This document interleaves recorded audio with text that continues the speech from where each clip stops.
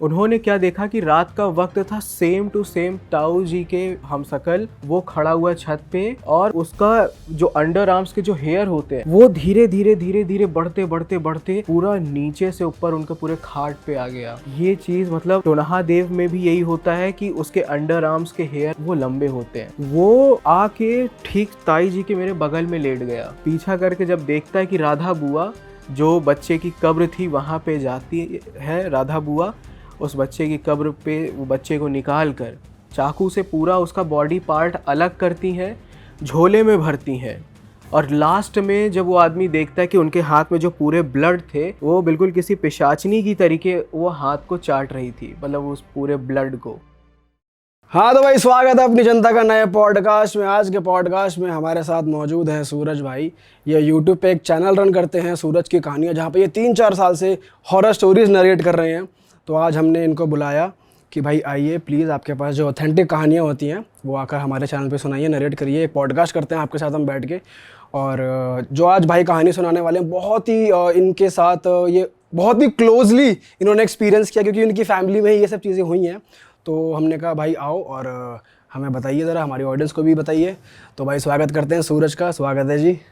Thanks. और सबसे पहले तो मैं आपकी टीम को थैंक यू बोलूँगा कि जब मुझे इनविटेशन आया रियल हिट टीम से, तो सबसे पहले मेरे माइंड में एक ही सॉन्ग बजा, अब बनेगी मेरी बॉडी ओ भाई ओ भाई। अच्छा। ये सॉन्ग मतलब एक टाइम पे मेरे जिम प्लेलिस्ट पे इतना ज़्यादा था, इतना ये भाई सबकी सुनता पे ही था उस टाइम पे ना, बहुत उस लोगों ने टाइम पे सुना। बहुत सुनता था। और आज जब देख रहा हूँ कि हाँ आप लोग फन और कॉमेडी वीडियो से सीधा हॉरर के जॉनर पे आप आ गए, तो आप ही लोग से इंस्पायर हो कि मैंने वो चैनल स्टार्ट किया था। अरे वाह यार। और एक चीज़ ये है कि देखिए कंटेंट सीधा स्विच करके दूसरे आना कंटेंट पे मतलब एक रिस्की काम होता है, तो ग्रोथ वहीं पे है जहाँ पे रिस्क होता है। तो मैंने भी यही चीज़ स्टार्ट किया और थैंक्स अलॉट कि आप लोगों ने इनवाइट किया। और सबसे ज़रूरी चीज़ ये तो एकदम भाईचारा वाली फीलिंग लग रही है मुझे इस टाइम पर। बिल्कुल भाई, थैंक यू भाई। आपको हमने कोल्ड कॉफ़ी पिलाई, वो कैसी लगी? एकदम भाई टेस्टी था, एकदम गजब था। भाई कहानी पे आते हैं, किसके साथ हुआ है, आपकी फैमिली में क्या हुआ है एग्जैक्टली, और कहाँ पे हुआ है, कहाँ की कहानी एग्जैक्टली ये बताओ। मेरे पास 3 किस्से हैं, और जिसमें से जो 2 किस्सा है वो प्रयागराज का है, एक किस्सा है आसनसोल का, कोलकाता में है, कोलकाता से पहले पड़ता आसनसोल, वहाँ का है। तो ये जो पहला किस्सा है ये मेरे पापा की सगी बुआ थी जिनका नाम था राधा बुआ, उनका ये किस्सा है। तो सबसे पहले मैं बताना चाहूँगा कि ये जो आज का ये जो टॉपिक है वो टुनही के बारे में है। ये क्या होता है भाई? टुनही के बारे में ऑडियंस को पता होगा तो बट मैं आप लोगों को बताना चाहता हूँ। टुनही असल में एक ऐसी औरत होती है जो ब्लैक मैजिक टोना टोटका में मतलब इतना महारत हासिल कर लेती है वो, कि जैसे आपकी फैमिली खुश है और आप सक्सेस एकदम अच्छे चल रहे हो, वो एक नज़र बस आपको देख लेगी तो आपकी पूरी ज़िंदगी वो बर्बाद कर सकती है। अच्छा। मतलब एक इंसान ही है वो, बट उनको इतनी डीप नॉलेज होती है और इतना ज़्यादा उसमें घुसे होते हैं। हाँ, वो कुछ नहीं बोलेंगे, बस सिर्फ आपको देख लेंगे कि अरे ये बंदा बहुत हंस रहा है। अच्छा, बुरी नज़र जिसे बुरी कहते हैं, नज़र जिसको बोलते हैं, तो नहीं कहते तो हैं। नहीं उनको बोलते हैं देहाती लैंग्वेज में, तो नहीं। तो वो चीज़ है। तो आज के जो किस्सा है वही इसी से रिलेटेड है और रियल है, और जो मैं आपको आज का किस्सा सुनाऊंगा जितने भी विद प्रूफ मैं दिखाऊंगा, तो ऐसा है। तो कई साल पहले की ये बात है, उस टाइम मैं 3-4 महीने का था। मेरी मम्मी ने बताया था ये किस्सा। तो हुआ क्या कि मेरे जो पापा की जो बुआ है राधा बुआ, मैं डायरेक्ट राधा बुआ ही बोलूँगा। तो राधा बुआ बिल्कुल नॉर्मल थी। वो अभी जिंदा है? नहीं, उनकी डेथ हो चुकी है। और उनकी फैमिली ये चीज देखेगी, उन्हें वो तो नहीं लगे? नहीं, अरे उनको खुद उनकी फैमिली से भगाया गया था और उनका मर्डर हुआ था। अच्छा। हाँ, तो वो चीज़ है और वहाँ पे भी है ऐसा। तो हुआ क्या कि राधा बुआ की जब शादी हुई, शादी के कई साल हो गए, बट वो प्रेग्नेंट नहीं, उनकी कोई भी बेबी नहीं हुई। और अक्सर ऐसा होता है कि जब किसी औरत की कोई औलाद नहीं होती है तो वो हर एक चीज़ करने का ट्राई करती है कि कैसे मैं प्रेग्नेंट हूँ, कैसे मुझे एक औलाद मिले। सही बात है। और पहले के लोग क्या करते थे कि ओझा और तांत्रिक इन पे ज़्यादा बिलीव करते थे, वैद्य हकीम पे नहीं जाते थे। तो राधा बुआ के ससुराल में भी उनको सब बांझ कहकर बुलाते थे। अब जैसा होता है कि सोसाइटी में कि किसी का बेबी नहीं हुआ, पहले की मैं बात कर रहा हूँ, अभी की भी बात कर रहा हूँ, कि किसी का बेबी नहीं हुआ तो अरे बांझ है, इसका फेस मत देखो, पूरा दिन खराब जाएगा। कोई भी काम अच्छा करने जा रहे हो तो अरे इसका फेस मत देखो, कोसते हैं लोग बार बार। कोसते हैं उनको। और उनके ससुराल वाले, उनके हस्बैंड पूरा, और उनके जो मोहल्ले के थे, वो इतना ज़्यादा उनको मेंटली टॉर्चर कर दिए थे कि उनको ये लगा कि बस मैं कुछ भी करके, मतलब मैं एक औलाद पैदा करूँगी ताकि मैं ये ताने नहीं सह सकती। तो ऐसे ही करते करते उनको एक औरत मिली। एक औरत ने उन्हें ये तांत्रिक ओझा का रास्ता दिखाया। वो तांत्रिक के पास गई। तांत्रिक ने बताया कि ठीक है, तुम गर्भवती तो हो सकती हो, लेकिन इसके लिए तुम्हें जो मैं बोलूँगा बिना कोई सवाल किए तुम्हें वो चीज़ करना होगा। तो उन्होंने बोला कि चाहे जो मुझे करना हो मैं वो सारी चीज़ें करूँगी। उन्होंने क्या बोला तांत्रिक ने कि तुम्हें 11 दिनों तक अपने पति को पीरियड का ब्लड पिलाना होगा। शिट। इतना घटिया।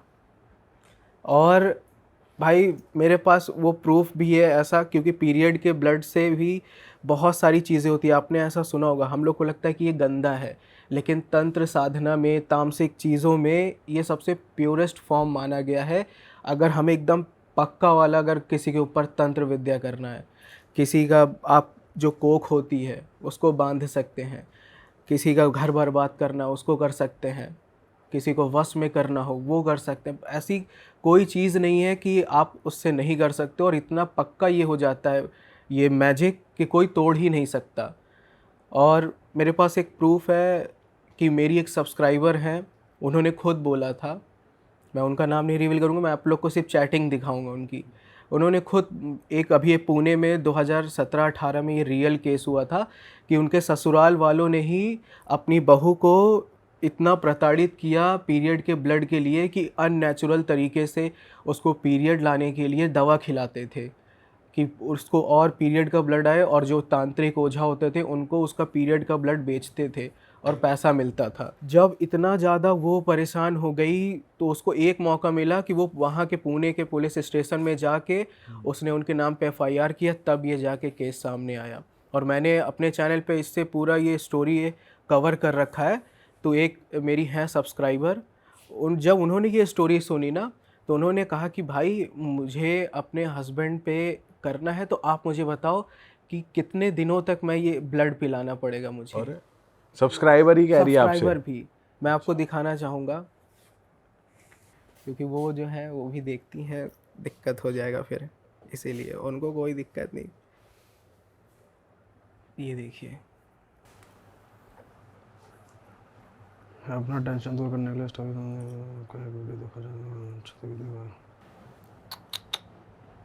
और इन्होंने पूरा बता रखा है कि कैसे वजीफ़ा करके और कैसे क्या क्या करके इन्होंने अपने बॉयफ्रेंड को ही उसके ऊपर ब्लैक मैजिक करके उसके साथ शादी भी कर ली। 5 महीने के बाद भी ब्रेकअप हो गया, पूरा उनका तलाक हो गया। अब फिर से उसको वापस वो करने के लिए फिर से बोल रहे हैं कि भाई मुझे पिलाना है, कितने दिनों तक पिलाना है, ऐसा। भाई इनको डर नहीं है कि आपको ओपनली चैट में ये सब लिख के भेज रही हैं, आप तो इसको डाल के वायरल कर दो, इनको बदनाम कर दो। इसीलिए तो मैंने प्राइवेट रखा है, आप लोग को दिखाया कि ये प्रूफ है। तो ये है। अब कहानी पे आते हैं। राधा बुआ को ऐसा था कि वो कुछ भी करने को तैयार थी। उन्होंने 11 दिनों तक अपने हस्बैंड को खाने में या किसी भी चीज़ में मिलाकर 11 दिनों तक लगातार उनको पीरियड का ब्लड वो पिलाती रही। और जैसे जैसे वक्त गुजरता जा रहा था उनके हस्बैंड को पीलिया होता चला गया, जॉन्डिस। और उन जैसे जैसे 11वां दिन करीब आता गया उनकी पूरी बॉडी एकदम पैरालाइज हो गई और 12वें दिन सुबह ही उनकी डेथ हो गई, उनके हस्बैंड की। क्योंकि उसमें उस तांत्रिक ने कहा था कि बलि चढ़ानी है। उन्होंने क्या कहा कि ठीक है, और किसी को भी नहीं पता चला कि इन्होंने अपने हस्बैंड को खुद मारा है। उनके मोहल्ले में, अब जैसा गांव में होता है कि छोटी सी बात को लोग बढ़ा देते हैं, तो उन्होंने कहा रे ये बांझ है, अपने पति को खा गई है। कुछ नहीं बोला उन्होंने, बस शांति से। और इधर बीच वो एकदम अपना ब्लैक मैजिक टोना टोटका करती रही वो। तो तांत्रिक ने बोला कि अपने पति की बलि चढ़ानी पड़ेगी उनको। हाँ, उनको पति की बलि, मतलब उनको 2-3 लोगों की चढ़ानी थी। अभी आगे एक और की बलि चढ़ानी है। लेकिन वो चीज़ क्या है ना कि धीरे धीरे उनको शैतान जिसकी भी वो पूजा करवा रहा था उनसे, किसी की भी बलि दे सकते हो आप, लेकिन सिर्फ मर्दों की बलि उसमें चाहिए थी, क्योंकि वो उनको बेटा चाहिए था। तो उसके अकॉर्डिंग ही उस तांत्रिक ने कहा था। तो जब उनके हस्बैंड की जब ये बलि पूरी हो गई, पूरे मोहल्ले में ये बात फैल गई कि इस औरत ने अपने पति की जान ले ली, ये टोनही है, टोना टोटका ये करती है, ऐसा वैसा। वो राधा बुआ कुछ नहीं बोली। और अक्सर मैं आपको टोनही के बारे में एक और ख़ास बात ये बताना चाहता हूँ कि जो टोनही औरतें होती हैं उनको कभी जल्दी गुस्सा नहीं आता, वो गुस्सा नहीं करेंगी। अगर आपने उनको कुछ बोला सिर्फ वो मुस्कुरा कर आपको देखेंगी, और उनका मुस्कुराना यानी कि फिर आपकी लाइफ को बर्बाद कर देना, सिर्फ वो मुस्कुरा कर देखेंगी बस। तो ऐसा था मोहल्ले में, ऐसा था कि कोई भी बच्चा जब उनके पास खेलता था तो उनके पेरेंट्स, अरे इसके पास मत जाओ बेटा, ये डायन है, ये बांझ है, इसके पास मत जाना, उसको डराते थे। तो जब ये चीज़ राधा बुआ देखती थी तो उनको मतलब गुस्सा तो आता था, लेकिन सिर्फ वो हंसती थी। और 40 दिन के अंदर उस बच्चे की मौत हो जाती थी। ऐसा होता था उस गांव में। और मौत कैसे होती थी बच्चे की? मतलब धीरे धीरे पहले वो बीमार हो, फिर ऐसा लगे कि उसकी बॉडी में से खून धीरे धीरे निकलता जा रहा है। कोई भी ऐसी नॉर्मल बीमारी होती थी और जितना दवा कराएं उतना ही वो ज़्यादा उसके ऊपर वो बीमारी हावी होती चली जाती थी। ऐसा था। अब ब्लैक मैजिक में और इस सब में क्या होता है ना कि अगर आपको, आपके ऊपर किसी ने किया है, आप जितना दवा कराओगे, जितना आप उसको सही करने की कोशिश करोगे, वो और बढ़ता जाएगा, उल्टा वो रिएक्ट करता है। अब इसके कुछ दिनों के बाद क्या हुआ, तांत्रिक ने फिर बोला कि तुम्हें अपने देवर की बलि देनी होगी। उनके राधा बुआ का जो देवर था वो कुंवारा था। कहा कि इसको ऐसी बीमारी तुमको देनी होगी कि ये तड़प तड़प के मरे, तभी शैतान खुश होगा और तभी तुम प्रेग्नेंट होगी। अब उन मतलब राधा बुआ थी बिल्कुल नॉर्मल, लेकिन जब कोई साधक या कोई इंसान ये जब ब्लैक मैजिक और ये टोना टोटका में जब ये एंटर करता है तो उसके अंदर की जो सिंपैथी, जो दया भावना होती है, वो धीरे धीरे क्या होता है, बदल के एकदम, बोलते हैं ना कि एकदम डेंजर आदमी बन जाता है, क्रोध, निर्दयी बिल्कुल। तो ऐसा था। राधा बुआ ने कहा ठीक है, मैं तैयार हूँ इस चीज़ के लिए।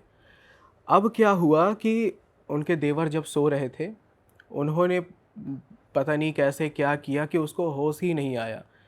राधा बुआ बिल्कुल पूरा एकदम निर्वस्त्र होकर, क्योंकि देखिए कभी भी जब ये ब्लैक मैजिक जब किया जाता है, अब लोग बोलेंगे भाई आपको कैसे पता कि आप देख रहे थे क्या कि वो बिना कपड़ों के वहाँ पे थी, क्योंकि ये चीज़ फैक्ट है।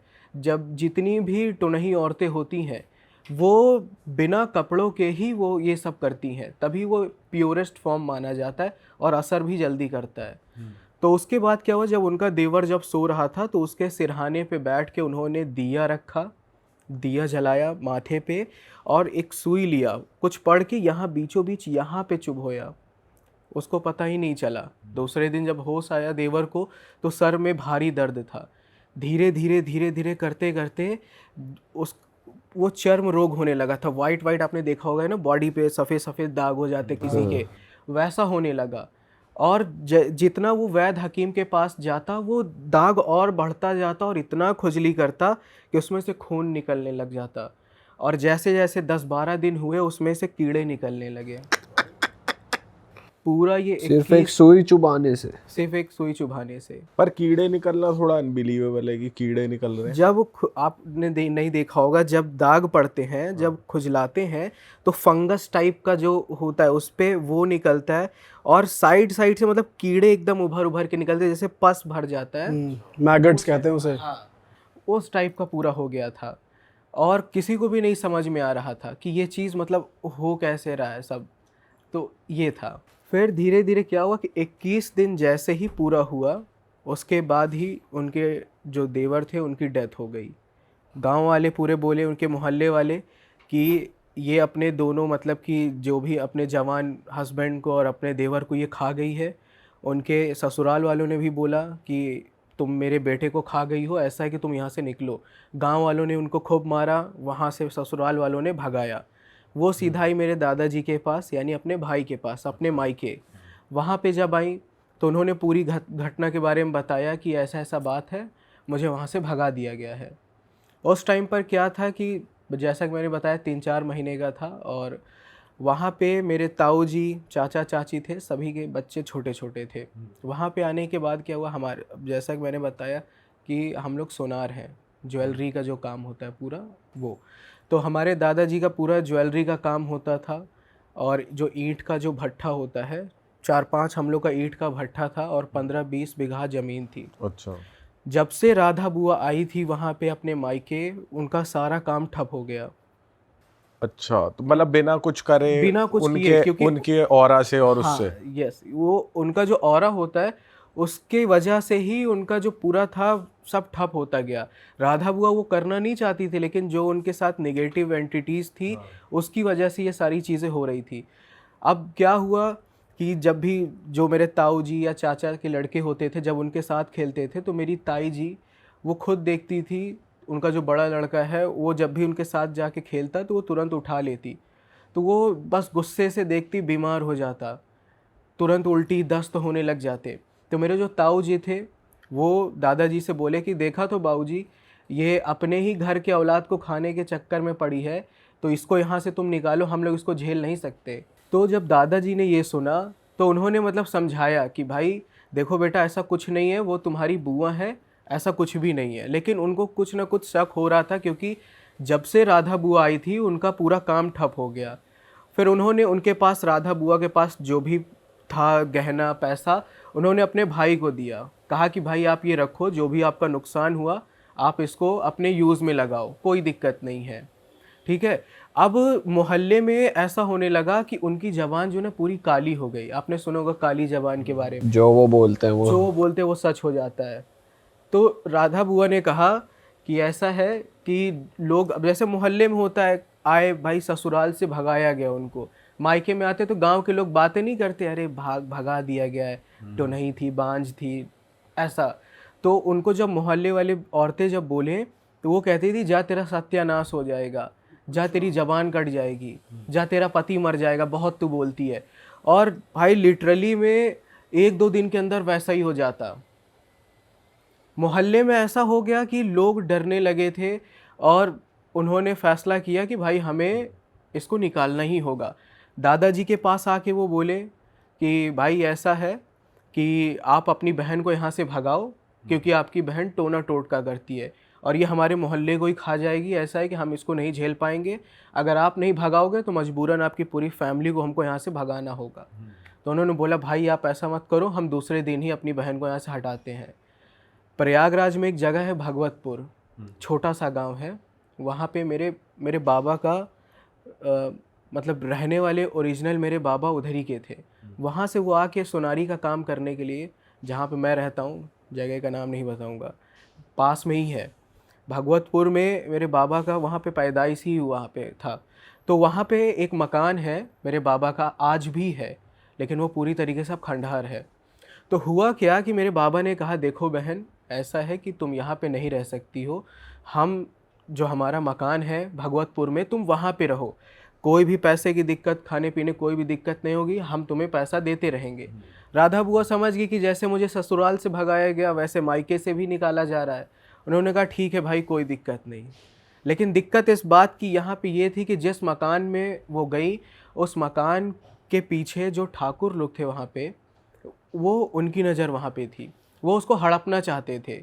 अच्छा। हाँ, हमारे कई भट्ठे थे जो ठाकुरों ने पूरा ले लिया। मेरे बाबा ऐसे थे कि कुछ बोलते ही नहीं थे, जाओ भाई ले जाओ। इतना सोनारी का काम होता था, इतना मतलब पैसा था, फिर पता नहीं कहाँ से कहाँ क्या चला गया, कुछ पता ही नहीं चला। अब हुआ क्या कि राधा बुआ गई, पूरा दिन वो बाहर ही नहीं निकलती थी वहाँ से। ठाकुर लोगों ने देखा कि ये तो यहाँ रहने आई है, अब इसको किसी न किसी तरीके से निकालना ही होगा। मतलब वो उनके डर से ही बाहर नहीं निकलती थी या फिर कुछ और नहीं, वो बाहर ही नहीं निकलती थी, क्योंकि वो टोना टोटका अंदर करती थी। कोई भी इंसान, गांव वाले जितने थे वहाँ के, कोई नहीं देखता था उनको बाहर निकलते हुए। धीरे धीरे वक्त गुजरता गया। एक रात एक आदमी ने, अब गांव देहात में आप जानते हो कि लोग जल्दी उठ जाते हैं सूरज निकलने से पहले ही, तो एक आदमी खेत से वापस आ रहा था, तो उसने ये सारा किस्सा बताया था बाद में कि राधा बुआ को उसने देखा कि झोले में वो कुछ लेके जा रही है और उस झोले से ना पूरा खून टपक रहा था, रास्ते में पूरा खून टपकते हुए जा रहा। वो झोले में अंदर, वो अपने रूम में गई और पूरा दिन वो बाहर नहीं निकली। वो आदमी सोचा कि क्या लेके गई है कि ये खून टपक रहा है। 2 दिन के बाद फिर से उसने वही चीज़ देखा। उसका माइंड थोड़ा सा कनेक्ट हुआ दूसरे हादसे पे। क्यों? क्योंकि जब से राधा बुआ आई थी उस गांव में ऐसा हो गया था कि पता नहीं क्या बच्चों में ऐसा क्या बीमारी फैल गई कि हर दूसरे तीसरे दिन में छोटे बच्चों की मौत होने लगती थी। हाँ, बड़े लोगों की नहीं, सिर्फ छोटे बच्चों की। और जहाँ पे मौत होती थी, जहाँ पे बच्चों की कब्र वहाँ पे थी। हमारे शास्त्रों में ऐसा कहा गया है कि जो 5 साल से कम उम्र के बच्चे होते हैं उनको जलाया नहीं जाता, उनको दफनाया जाता है। तो जहाँ पे उन छोटे बच्चों को दफनाया जाता था उनकी पूरी बॉडी एकदम डिस्टर्बिंग हालत में, हाथ पैर कटे हुए, दिल पूरा बाहर, सर धड़ से बिल्कुल अलग, ऐसा मिलता था। गांव वाले सोचते थे कि जंगली जानवर होगा या कोई कुत्ता होगा, लेकिन भाई जब कोई जंगली जानवर है या कुत्ता है तो वो पूरी बॉडी उठा के लेके जाएगा ना अपने इलाके पे, कि उधर ही चीर फाड़ के अलग करेगा। तो वो उसका माइंड कहीं ना कहीं कनेक्ट हुआ कि कहीं राधा बुआ का तो कहीं से कनेक्शन नहीं है।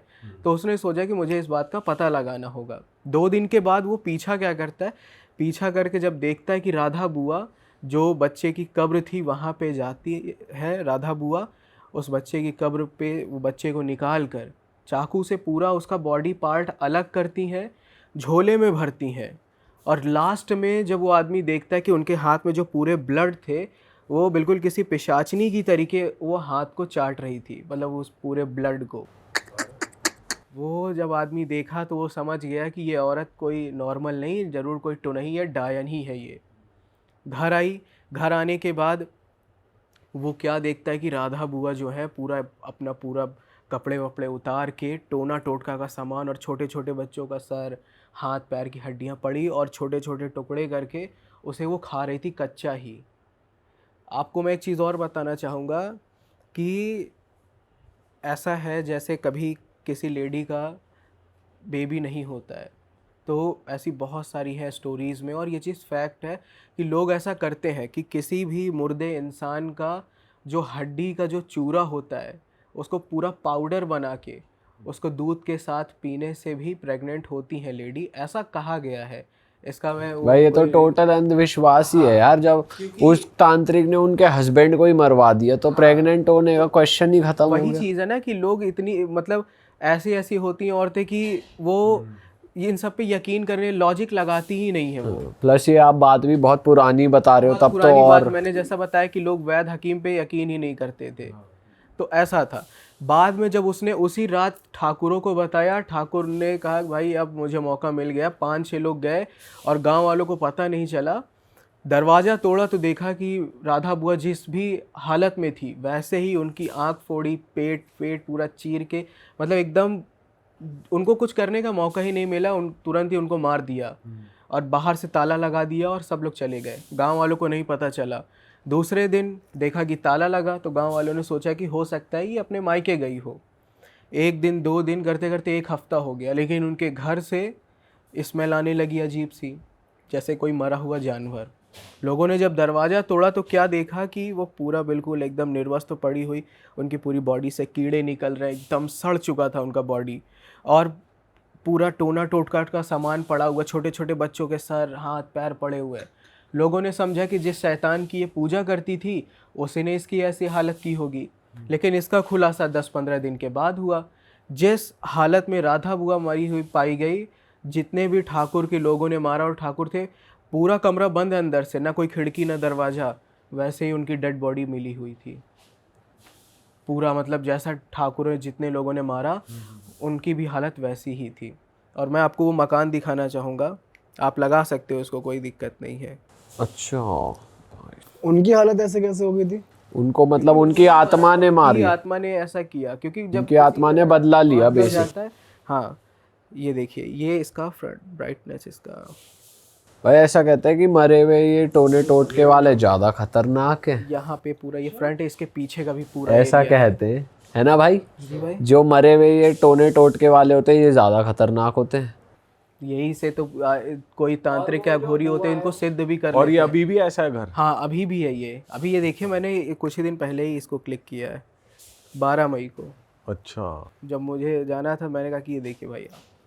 भाई जो ये बुआ थी, इनको जब पता चल गया कि ये प्रेग्नेंट तो हुई नहीं, तो इन्होंने तांत्रिक के पास जाना छोड़ा नहीं, खुद ही सीख लिया सब कुछ। क्योंकि अब देखिए, एक बार जब गुरु सिखा देता है कि तुम्हें ऐसी ऐसी साधना करनी है, वो धीरे धीरे करते करते आपको जो निगेटिव एंटिटीज़ होती है ना, वो खुद आपको बताती हैं कि तुम्हें ऐसा ऐसा करना है। और औरतें जो होती हैं या कोई भी इंसान, वो साधक पागल हो जाता है वो, कि फिर जो वो कर रहा है वो सही कर रहा है। और शैतान भी, मेरे घर पे भी ऐसा कई बार मैंने, मतलब आस पड़ोस में भी है जो ब्लैक मैजिक करते करते मारी गई हैं वो। अच्छा, वो भी मेरे ऐसा पापा किसको देखा आपने?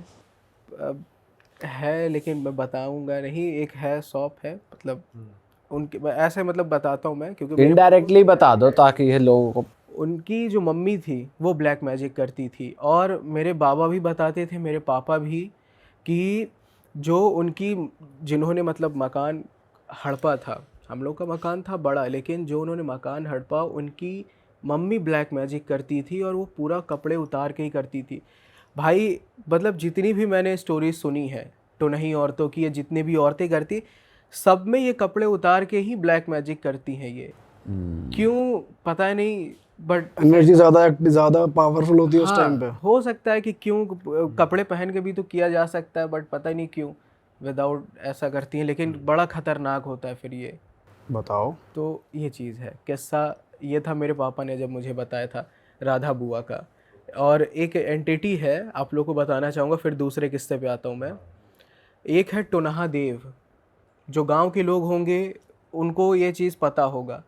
टोनहा देव नाम से ही पता चल रहा है, ऐसा देव जो टोनहा हो। जो टोनाहा रहा हो फिर मर गया हो। नहीं नहीं नहीं नहीं, टोनहा देव है, वो कोई इंसान नहीं है, एक तरीके से शैतान ही है, जैसे देव में होता है ना वैसा। जब कोई फीमेल या जब किसी की नई नई शादी होती है, तो जो लड़की का मायका होता है, तो उसको डोलची बोलते हैं कि क्या बोलते हैं, डलिए में ढेर सारा सामान आता है, श्रृंगार का सामान आता है, फल फूल आता है, अच्छा। वो सारी चीज़ें। तो उसमें ही ना जो टोनही औरतें होती हैं, खासकर गांव की औरतें, जो जलती हैं, कह रहे इसका परिवार सुखी ना हो, उस डलिए में ही वो टोनहा देव को स्थापित करती हैं। कैसे? या तो सरसों के तेल में, या तो सिंदूर में, या फिर बिंदी में, या फिर कोई ऐसी लॉकेट में कि जो वो उसको धारण करे, या लड़की पहने, या उसको यूज़ करे, या साड़ी में, बस उसकी ज़िंदगी बर्बाद हो जाए, फिर उसकी कोख बंध जाए। बट वो ये चीज़ भी किसी तांत्रिक के थ्रू ही करवाती होंगी या खुद ही कर देती हैं? पहले वो सीखती हैं, तांत्रिक के थ्रू भी कराती हैं, लेकिन जो महारत हासिल की हैं वो खुद करती हैं। तो ये जो छोटा सा किस्सा है, ज़्यादा बड़ा नहीं, ये छोटा सा किस्सा मेरी ताई जी का है ये। अच्छा, कोई ना कोई है ही आपके क्लोज जो ये कर रहे क्लोज हैं। में ही है।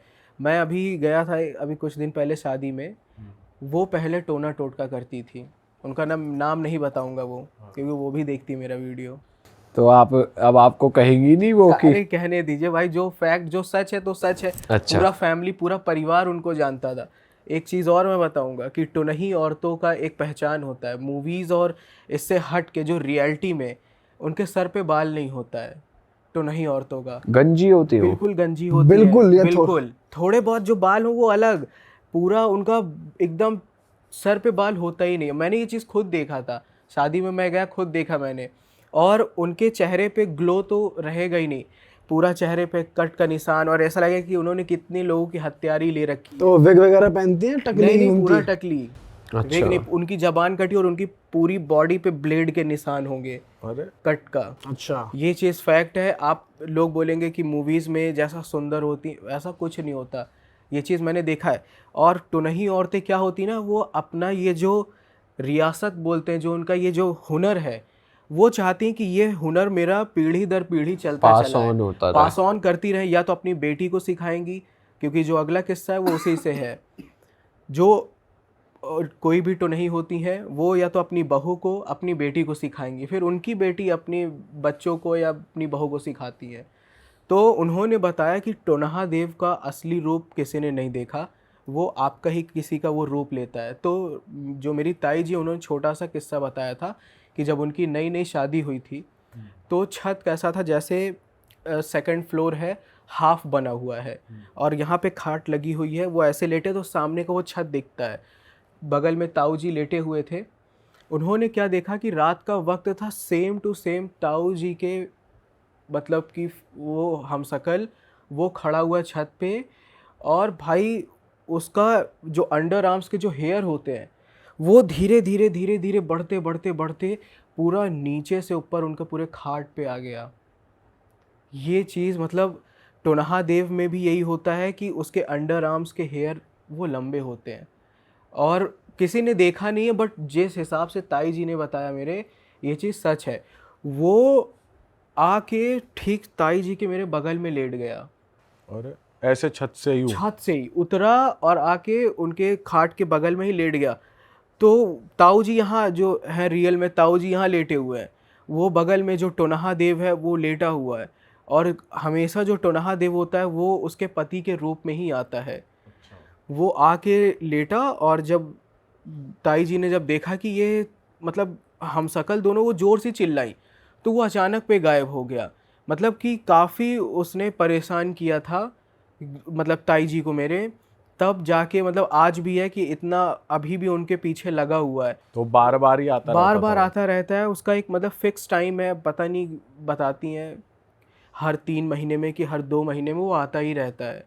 ऐसा पर वो किस्सा है। किसने छोड़ा है उन पर? किसी को नहीं पता चला। और वो कि किसने- चाहता क्या, आता क्यों, ये चीज़ नहीं पता। नहीं, उनके जैसे जितने आता है भी ताई औलाद चिल्लाती हुए है, चला जाता है। हाँ, उनके जितने भी औलाद हुए हैं सब सब एबनॉर्मल हुए हैं। कोई पागल हुआ है तो कोई विकलांग हुआ है, मतलब नॉर्मल तो कोई हुआ ही नहीं है।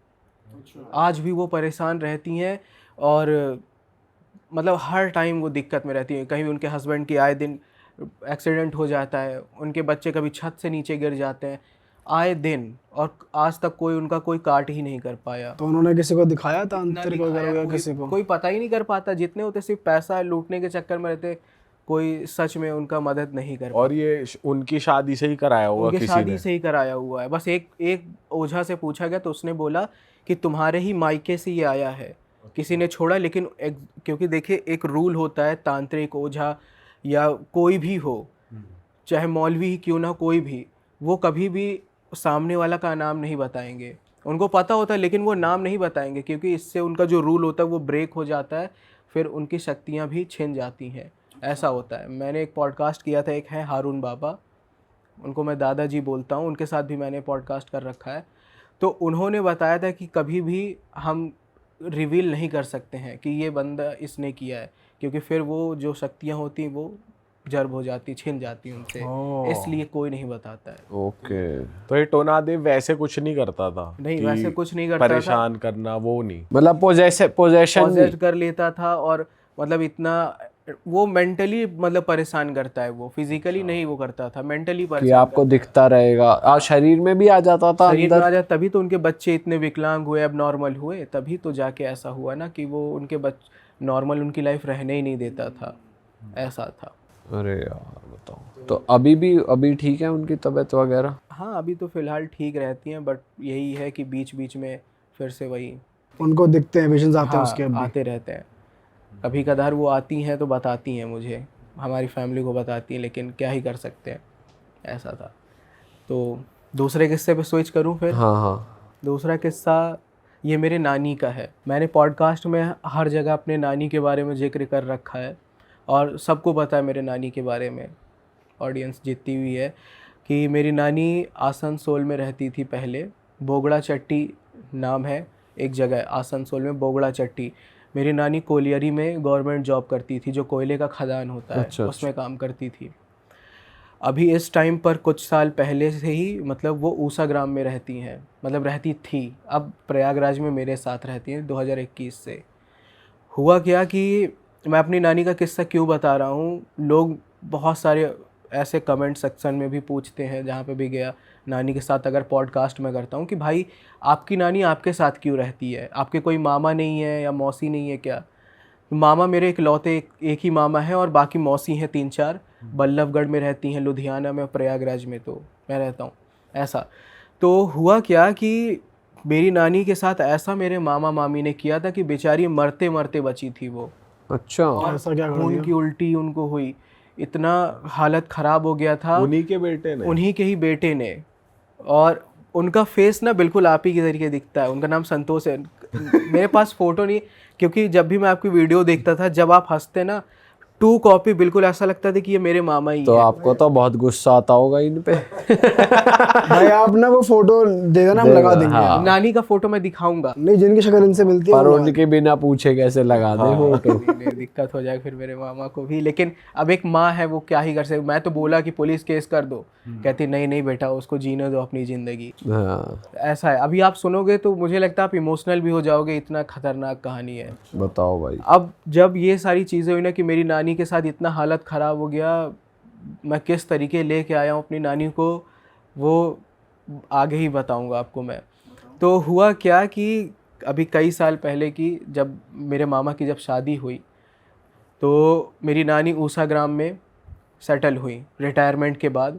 उनके पास कई लाख रुपए का बॉन्ड था, रिटायरमेंट से अलग पैसा आता था, खुद गवर्नमेंट की तरफ से उनको खुद का मकान मिला था ऊषा ग्राम में, आसनसोल में जो है। शादी के जब मेरे मामा की शादी हुई तो मेरे मामा इतना चाहते थे मेरी नानी को शादी के पहले ही, कि मुझे नहीं लगता है कि आज के ज़माने में कोई भी इंसान या कोई भी औलाद अपनी माँ को उतना प्यार करेगा, इतना ज़्यादा। क्योंकि मोहल्ले वाले खुद बोलते थे कि तुम्हारा बेटा तुमको कितना चाहता है। शादी के बाद भी ठीक था। कुछ दिनों के बाद क्या हुआ, मेरे मामा का बिहेवियर चेंज होने लगा। मेरे मामा इलेक्ट्रीशियन है, ड्यूटी पे जाते थे वो। जब भी वो आए तो पूछे, हाँ माँ तुमने खाना खाया या तबीयत सही है, जैसा नॉर्मली पूछता है बेटा अपनी माँ से, वैसा ही वो पूछते थे। नानी को भी अच्छा लगता था। लेकिन धीरे धीरे वो इतने रूडली वो बिहेव करने लगे और गुस्सा होने लगे कि न आते घर पे कुछ ना पूछे ना कुछ, सीधा घर पे चले जाए अपने रूम में। फिर ऐसा वक्त आ गया कि मेरे मामा और मामी दोनों गाली देने लगे, मेरी नानी को मारने लगे, इतना ज़्यादा परेशान करने लगे कि मतलब हैरान मेरी नानी कि ना मैंने कोई गलती की, ना मैंने कुछ बोला, तो ये मतलब मेरा बेटा अचानक पे चेंज कैसे हो गया। और अक्सर ऐसा होता है, लोग बोलते हैं शादी के बाद लड़का चेंज हो जाता है, ये तो कॉमन सी बात है भाई। लेकिन नहीं, जो बेटा अगर अपनी माँ से प्यार करता है तो वो कैसे अगर चेंज होगा, तो माँ के लिए तो यही लगेगा कि मेरे बेटे पे किया धरा गया है कुछ, तभी वो इतना चेंज हुआ। और उनको सबसे ज़्यादा डर मेरे मामा की सास से लगता था डर। अच्छा। मेरी जो नानी का घर था जो था उस मेरी मामी का जो ससुराल था, मतलब मायका, 2-2.5 किलोमीटर की गैपिंग पे था। ऐसा था कि वो अपने मायके चली जाती थी, हफ्ते में 1-2 बार जाती ही थी।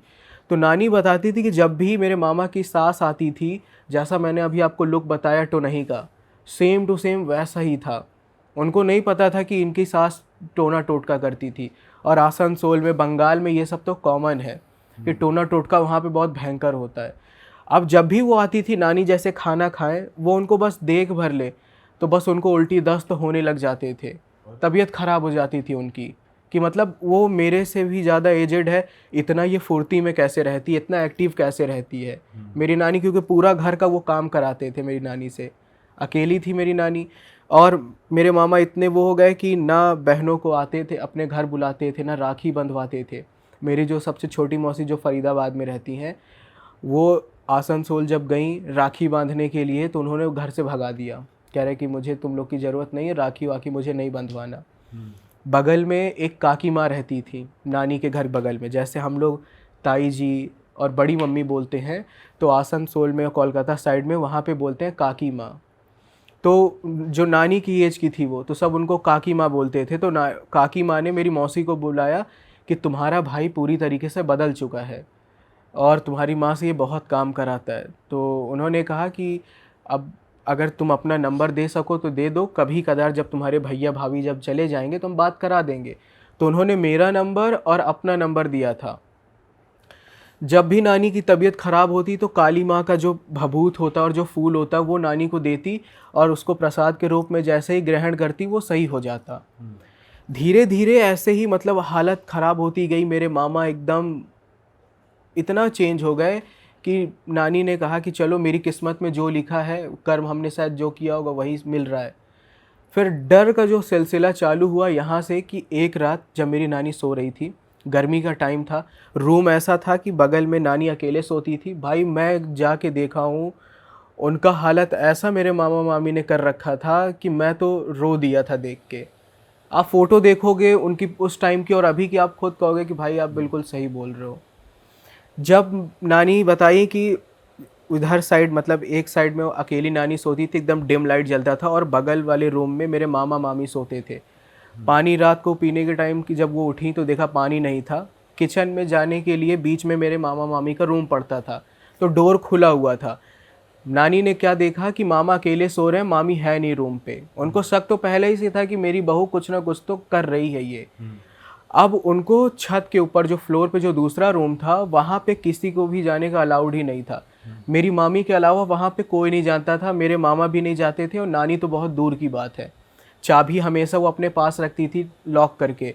तो नानी जब डरते डरते जब गई तो जो की होल होता है उसमें से देखा कि मेरी मामी पूरा कपड़े, बताया कि ये सब जो भी होते कपड़े उतार के ही करती हैं ये सब तंत्र विद्या। कपड़े उतार कर पूरे बाल खुले हुए, सामने एक लोहे की अलमारी रखी है छोटी सी, लोहे की अलमारी में कोई लोहे की चीज़ थी। अब वो मूर्ति थी कि क्या चीज़ था नानी डर के मारे देखी नहीं, बट वो उस पर पूरा सिंदूर से वो पूरा भरा हुआ था वो, और ज़ोर ज़ोर से एकदम हिले जा रही हैं और पता नहीं क्या क्या पढ़े जा रही हैं।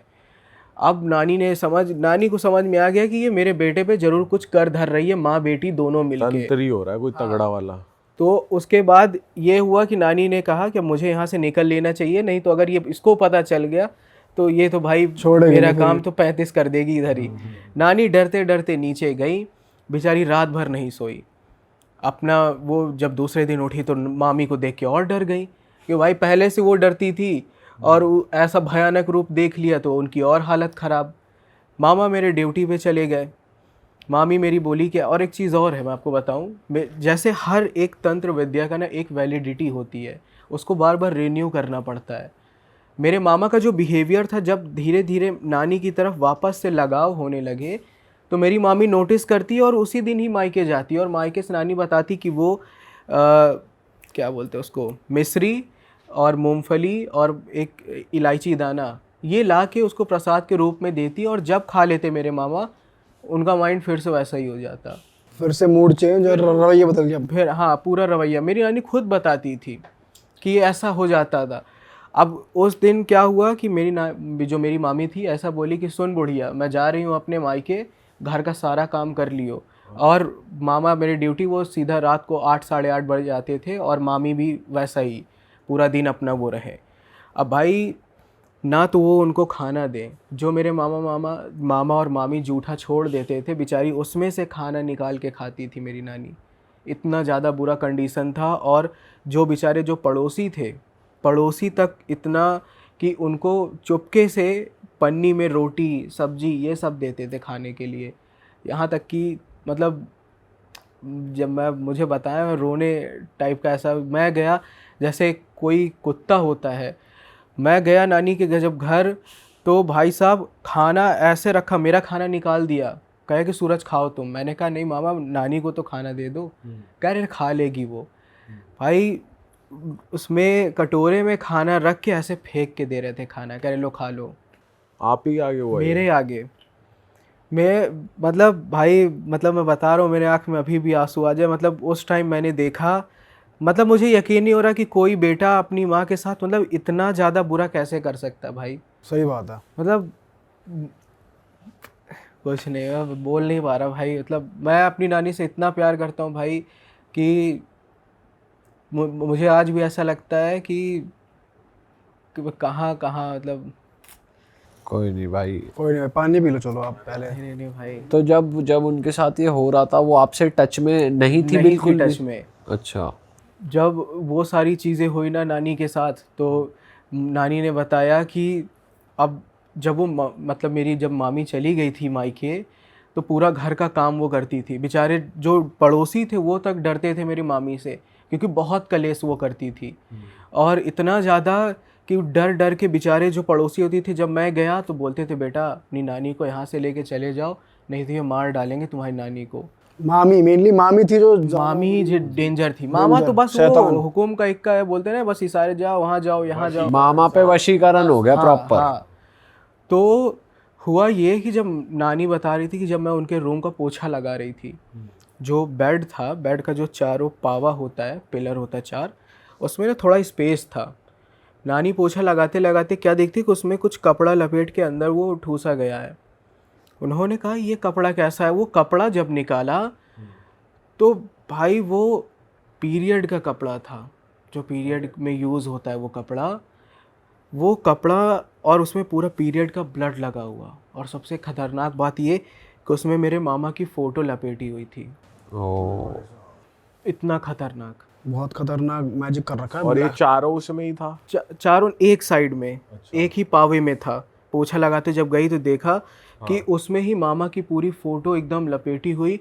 नानी के हाथ से मतलब वो चीज़ गिरा, वो समझ गई कि मेरे बेटे ये ज़रूर टोना टोटका कंफर्म है कि ये कर रही है। और जैसे जब मामी चली जाती थी अपने मायके तो नानी उस कमरे में नहीं जाके नहीं, वो लॉक रहता था ना, वो चाबी अपने पास ही वो लेके जाती थी। जहाँ नीचे सोते थे बेड पे, जहाँ मामा मामी सोते थे उसी बेड पे ही उन्होंने रख रखा था ऐसा। ओके। अब जैसे कोई सामान है, अब जैसे वो चुपचाप वैसे ही रख दी और बाहर वो बैठी थी। शाम को जब मामी घर आई तो बड़ा गुस्से से देख रही थी, जैसे लग रहा है उनको पता चल गया। अब जैसे ये मैंने मोबाइल रखा मैंने यहाँ पे, थोड़ी देर के बाद जब मैं आया और मेरा मोबाइल अगर ऐसे तो मुझे पता चल जाए ना भाई किसी ने छेड़ा है, तो वैसा ही उनको पता चल गया कि किसी ने कि छेड़खानी किसी करी ने है। छुआ है और इस बुढ़िया के अलावा और कोई नहीं कर सकता। उस दिन के बाद से मेरी नानी की हालत जो ख़राब हुई, रात को ही नानी के साथ उन्होंने क्या किया कि वही मंत्र पढ़ना फूंकना स्टार्ट कर दिया। नानी ने बताया कि जब मैं सो रही थी तो ऐसा लगा कोई मेरे माथे को सहला रहा है धीरे धीरे, और कोई पढ़ पढ़ के फूके जा रहा है। आँख खुली तो देखा कि मेरी मामी मंत्र पढ़ पढ़ के फूके जा रही हैं। और जैसे जैसे वो फूक रही है, आप कभी आपके साथ ऐसा हुआ कि नहीं हुआ, मेरे साथ भी हुआ ऐसा कि अब जैसे मैं हूँ, मैं इत्र बहुत लगाता हूँ मैं, मेरी फैमिली बहुत मना करती है। और अभी मेरे कुछ दिन पहले ही मतलब एक है फीमेल एंटिटी, वो मेरे पीछे पड़ गई थी। अरे उस इत्र से? ये मालूम कैसे पड़ा आपको कि एक फीमेल एंटिटी आ गई है? क्यों? क्योंकि आप यकीन नहीं करोगे, जब मैं अकेले सोता हूँ, मेरी आदत है, साथ में मैं नहीं सोता, अकेले सोता हूँ रूम में। स्टूडियो सामने है, स्टूडियो में काम किया, स्टूडियो में सो गया। उस टाइम पर ऐसा लगता था मुझे कि कोई मेरा हाथ पकड़ के खींच रहा है। पहले ऐसा नींद में भी ऐसा होता नहीं कि हम सोते सोते ऐसा लगता है गिर गए, तो वो वाला नहीं, कोई ऐसा लगे कि मेरी पीठ पे बैठा हुआ है। और हर टाइम ऐसा लग रहा था उस टाइम कोई बुला रहा है, कि मतलब मेरे मन में बार बार ये आ रही थी बात कि हाँ आओ बैठो मेरे पास बैठो, बात करो, ये बोलने का मेरा बार बार मन कर रहा था। अच्छा, मतलब आप खुद से बोल खुद से रहे ही, थे? हाँ, खुद से ये फील होता था। और अच्छा। मतलब आँख जब भी मैं बंद करूँ तो मतलब ऐसे मतलब एकदम एक जगह स्टेबल ही ना रहे, पूरी बॉडी, कभी एकदम ऐसा लगे कि मेरी पूरी बॉडी का पूरा एकदम वेट एकदम हल्का हो गया, फिर अचानक एकदम भारी हो गया।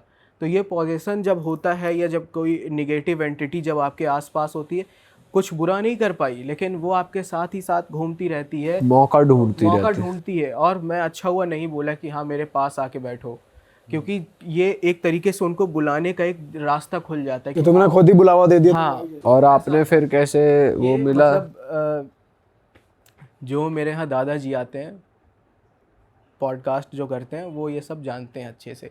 जब वो आए तो वो देख के ही बता देंगे कि आपके साथ ये एंटिटी है। अच्छा। तो फिर उन्होंने बताया कि बेटा वो लड़की है वो तुम्हारे इत्र के चक्कर में ही तुम्हारे पीछे पड़ी है, और ऐसा ऐसा बात है।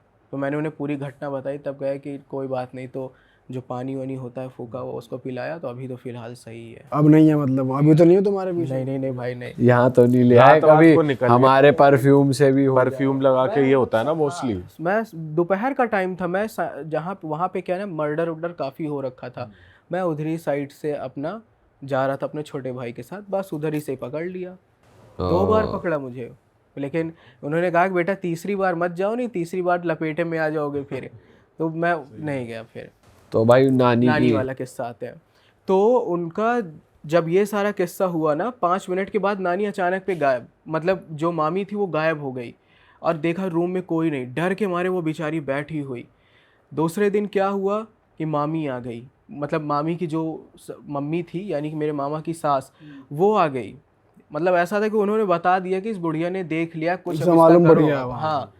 अब भाई इतना ज़्यादा उसके साथ, मतलब नानी के साथ किया गया कि बेचारी बता रही थी कि उल्टी, एक तो उनको देख के ही दहशत मच गई, ऊपर से पता नहीं क्या उनको किया कि वो उल्टी पे उल्टी किए जा रही, दस्त उनको लगे और पूरा खून की उल्टी होने लगी थी। और मेरी नानी बोलती बेटा हमको 2 खुराक दवा तो दिला दो। कहते अरे बुढ़िया तू मर जा, किसी काम की नहीं है। यहाँ तक कि उनको मिट्टी के तेल से जलाने की भी कोशिश की गई थी नानी को, पूरा मिट्टी का तेल भी डाल दिया था। पड़ोसी ना बचाते तो वो बेचारी आज जिंदा भी नहीं होती। ऐसा उनके साथ हुआ था। फिर मेरे मामा, मेरी मामी और उनके ससुराल वाले घूमने निकल गए। नानी बोली बेटा दवा तो कम से कम दिला दो। कह रहे कोई बात नहीं, पड़ी रहो, मर जाओगी, कोई दिक्कत नहीं। पड़ोस में जो काकी माँ थी वहाँ पे वो दौड़ते हुए गई। मेरी नानी बोली कि मेरे नाती के पास फ़ोन लगा दो, मुझे बस यहाँ से निकाल दो। नानी ने जब फ़ोन किया उस टाइम पर मतलब इतना वो बेचारी रोई, करी बेटा, वो बिहारी है, बोलती बबुआ हमरा के यहाँ से लेके चल जा, नहीं तो ये मामा मामी हमरा के मार डली हैं, ऐसा वो बोली। मैं कहा नानी आप चिंता मत करो, मैं आ रहा हूँ बस।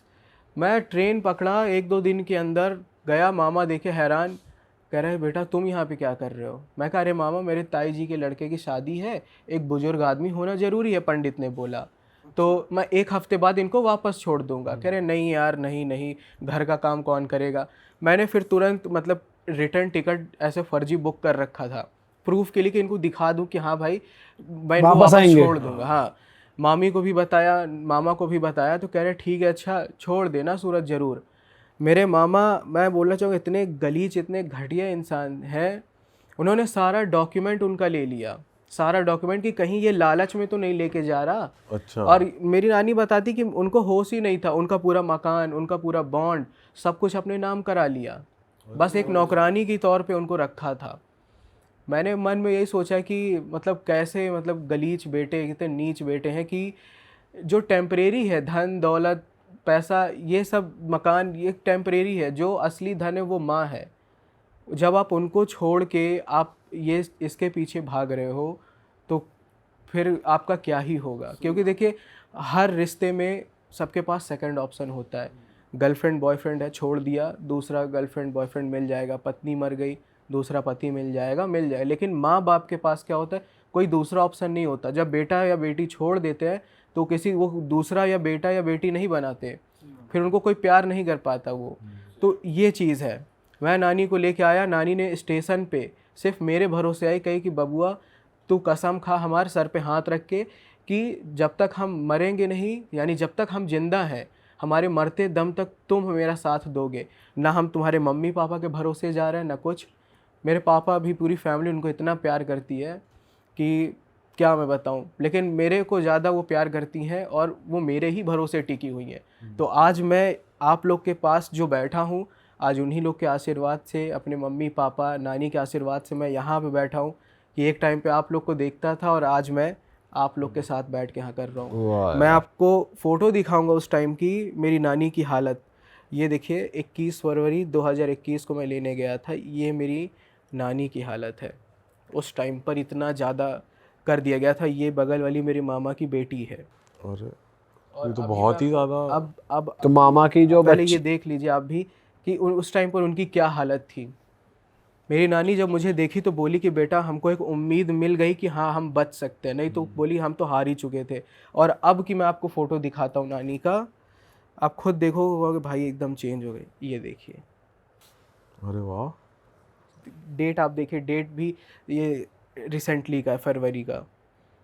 ये तो पूरा ही चेंज आ गया भाई। तो फिर ये देखिए, आप भी देखिए, ये चेंज आया उस टाइम पे और इस टाइम पे कि प्यार की ज़रूरत होती है। माँ बाप, भाई पता चल रहा है यार पिछली वाली फोटो देख के कि क्या हालत है। फोटो और अभी की फ़ोटो देखिए, उनकी हालत इतनी। आप फ़ोटो चाहे तो आप लगा भी देना कि आप उस टाइम पे और अभी के टाइम पे, क्योंकि सिर्फ उनको प्यार चाहिए। अब दाल रोटी दो खाने को, लेकिन उनको प्यार करो। क्योंकि बूढ़े होने के बाद माँ बाप के पास सिर्फ आप बच्चे उनका सहारा होते हैं और कोई दूसरा नहीं होता। जब बच्चे इतना घटिया हरकत करते हैं तो फिर उनका दिल टूट जाता है।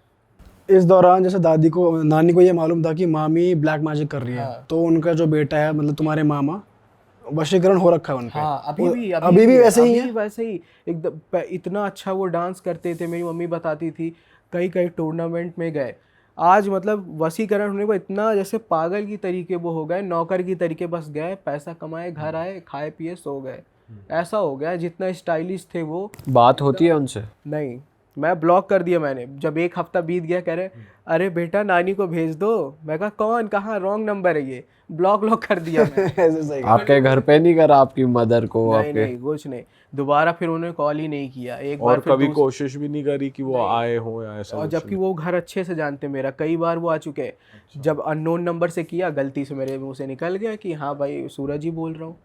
कह रहे कि अरे तुम नानी को लेके गए धोखे से, अब कब वापस करोगे, नानी को वहाँ छोड़ोगे? मैं कहा मैं नहीं छोड़ूंगा नानी को वापस, अब ये इधर ही रहेंगी। नानी के पास फ़ोन जब कहा अच्छा मेरी माँ से एक बार बात करो। मैं कहा चलो भाई बात करा दे, शायद कुछ चेंजेस आ गए हो।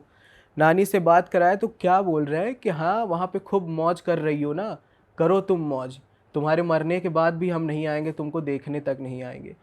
एक हफ्ते तक मेरी नानी एकदम बीमार हो गई थी। एक बेटे के मुंह से जब अपनी माँ के लिए ऐसा निकले कि जाओ तुम मरो, तुम्हारे कब्र पे भी या तुमको देखने तक नहीं आएंगे, एक हफ्ते तक थी।